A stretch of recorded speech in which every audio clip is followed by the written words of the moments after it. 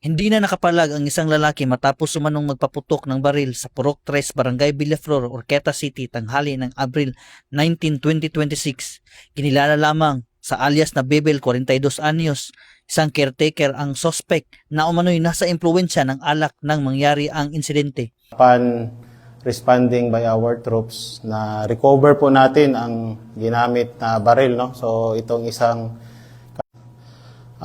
empty shells yung ginamit niya sa pagpapaputok at mga bala sa same caliber of firearm, no? So agad-agad pong naaresto ng ating kapulisan. Na-recover sa suspect ang isang 45 caliber pistol, mga magasin, bala at mga basyo ng bala na isinailalim sa inventaryo sa presensya ng mga opisyal ng barangay.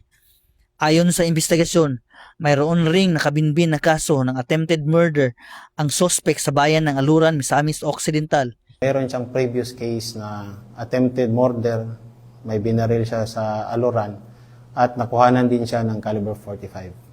Kasalukuyang nasa kustodiya ng Oroqueta CPS ang suspect para sa kaukulang disposisyon at pagsasampa ng kaso sa ilalim ng Republic Act 11926.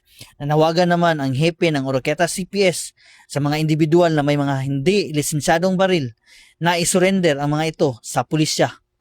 Mula dito sa PRO 10 Misamis Occidental Police Provincial Office, ako ang inyong Police News Network Correspondent, Police Corporal Riwel Gildayo, alagad ng batas, tagataguyod ng Balitang Pulis.